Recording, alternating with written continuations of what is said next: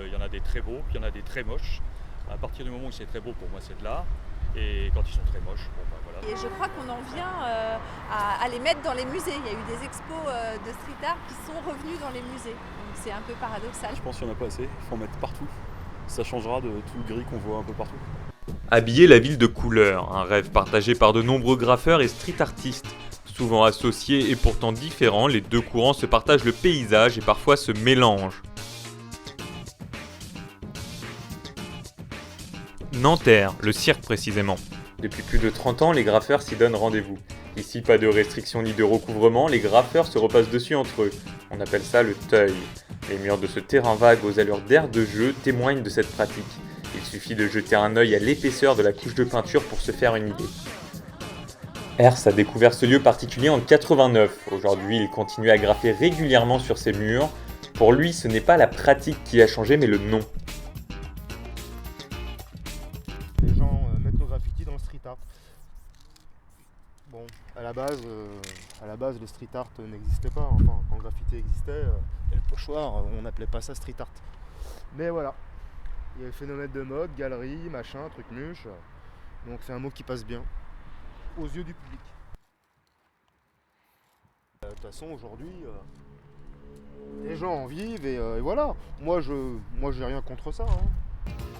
Membre de la Horde Urbaine, un collectif d'artistes pluridisciplinaires, Ernst travaille en collaboration avec d'autres graffeurs. MG La Bomba, 32 ans et déjà 15 ans d'expérience. Bienvenue à Bagnolet, je m'appelle MG La Bomba, je fais partie du collectif de la Horde Urbaine. Donc on va aller graffer sur un site, plutôt des baraques qui va être abandonné bientôt. Donc on va aller se réchauffer en graffant, en mettant un peu de couleur dans ces lieux. C'est parti. Direction l'arrière-cour du bâtiment ouvert aux artistes par la propriétaire. Un second souffle pour cette maison centenaire. Alors bienvenue dans le lieu improbable. Donc on va aller voir ça.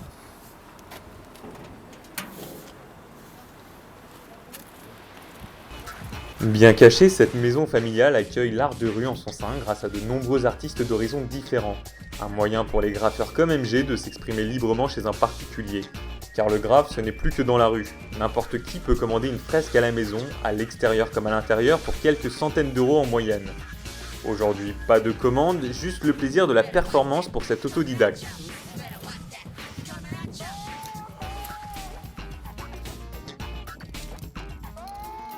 Un mur vierge offert à la Bomba, sa signature.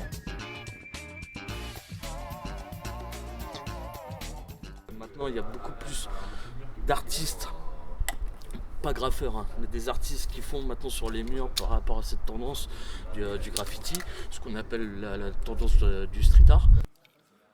Et c'est vrai que maintenant c'est devenu une tendance le graffiti, le street art.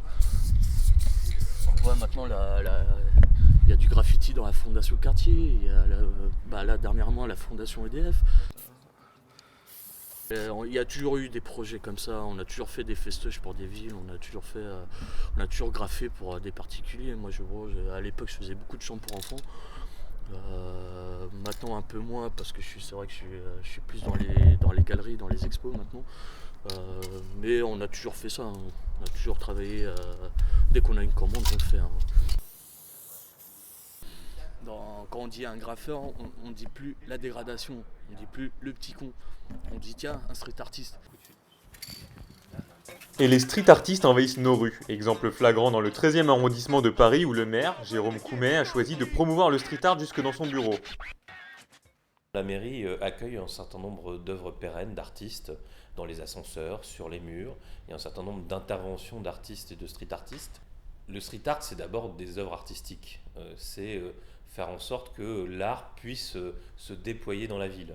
C'est comme une sculpture, sauf que c'est une fresque sur un mur, c'est pas nouveau d'ailleurs. Beaucoup des artistes de rue actuels, de street artistes actuels, sont issus du monde un peu interlope et ils intervenaient sans autorisation, ils intervenaient parfois dans les terrains vagues, c'est là où ils ont appris.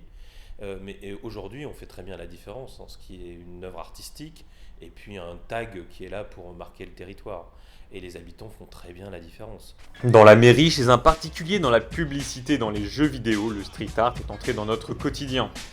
Grâce à cette démocratisation, certains artistes arrivent à en vivre. MG, lui, mène plusieurs projets en parallèle. On le retrouve dans les locaux d'Emmaüs à Neuilly-Plaisance, où se trouve son atelier prêté par l'association. Il partage l'espace avec une dizaine d'artistes. Du mur à la toile en passant par l'objet customisé, MG a plusieurs casquettes. Il vend ses œuvres entre 40 et 1000 euros afin que son art soit accessible à tout le monde. Je fais de tout. Donc ça peut être pour des expos, ça peut être... là, exemple, ça c'est pour une expo pour le SAMU social. Donc les fonds vont à Emmaüs. Je fais pas mal de choses pour le SAMU social. Ça c'est pour un particulier. Ça aussi c'est un particulier. Et après le reste c'est pour moi.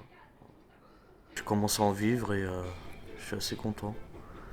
Après pas que du graphe parce que je fais aussi pas mal d'artistique. Donc c'est pas forcément que graphique ou urbain.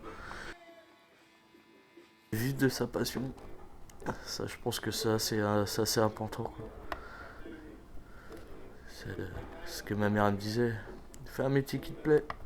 Du vandal au légal, l'art de rue est sur la bonne voie.